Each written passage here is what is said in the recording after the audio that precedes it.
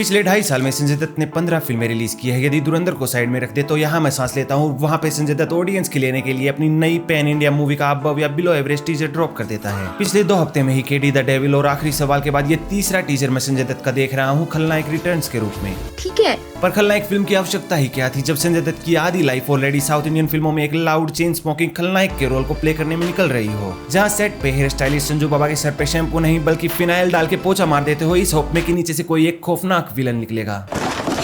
वही हुआ है इस नए खलनायक रिटर्न्स के फर्स्ट लुक में। मेरी दिक्कत यह है कि एक कंटेंट नहीं बल्कि नॉस्टैल्जिया की नंगी खेती कर रहे हैं। वही 30 साल पुराना गाना नायक नहीं खलनायक हूं मैं, उसी की सड़ी पुरानी मेलोडी को फिर से यहाँ पे रिपीट किया जाता है, जिस गाने को बीजीएम और कैरेक्टर डायलॉग दोनों जगह इस टीजर में डाला जाता है ऑडियंस के दिमाग में डालने के लिए। देखो कि ये वही खलनायक है जो उस पुराने गाने में था कि नायक नहीं खलनायक हूं मैं। अबे तू खलनायक नहीं है, तू एक एक्सपायर्ड प्रोडक्ट है जिसे नई रैपर में डाल के बेचा जा रहा है हम ऑडियंस का काटने के लिए। ये बॉलीवुड का यूनिवर्सल रीमेक स्कैम है। 60% अंधेरा होगा, 40% स्लोमो होगा, थोड़ा फेक खून होगा और अंत में 90s या 80s के गानों का फिर से रीमेक होगा, क्योंकि इनके म्यूजिक डायरेक्टर्स अपनी ओपन मैरिज के ट्रॉमा और मेंटल ऑपरेशन में इतने डिप्रेस हो चुके हैं कि उनके दिमाग में नया म्यूजिक नहीं बस सड़ी हुई यादें निकल के आती है उनके पुराने ट्रॉमा से। पोस्ट कोविड इन मेकर्स की रिस्क लेने की क्षमता समाप्त हो चुकी है। बस नए कंटेंट का भोग लगेगा और बाकी जो सीक्वल है उनका भंडारा लगेगा, या फिर ये अपनी ही पुरानी फिल्म की किसी टेम्पलेट को निकाल के एक नई फिल्म में डाल के उसे बेचेंगे, जैसे कि अभी भूत बंगला में हुआ। 24 अप्रैल को खलनायक रिटर्न्स का लॉन्च इवेंट हुआ, जहां संजय दत्त प्रेस के सामने बैठ के ऐसी कहानियां सुनाता है जिन्हें सुन के एनसीबी वाले फिर से एक्टिव हो जाएं, ये सोच के कि संजय दत्त अपनी पुरानी हरकतों पे आ गया है।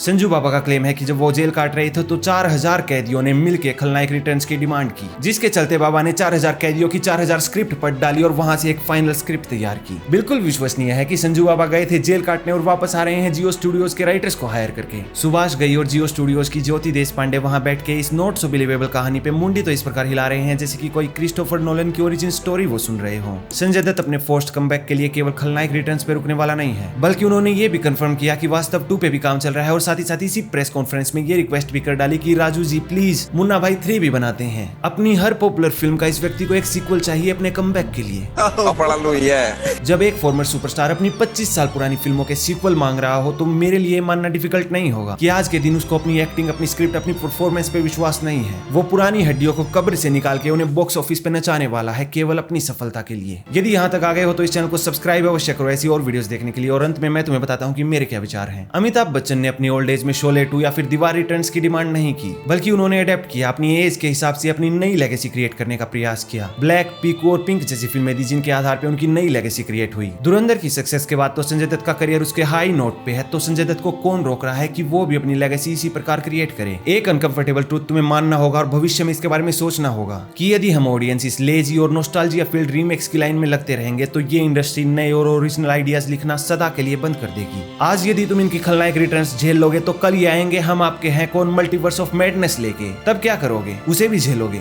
सॉल्यूशन सिंपल है, तुम्हें अपना स्टैंडर्ड बढ़ाना होगा और इस चैनल को भी सब्सक्राइब करना होगा। धन्यवाद।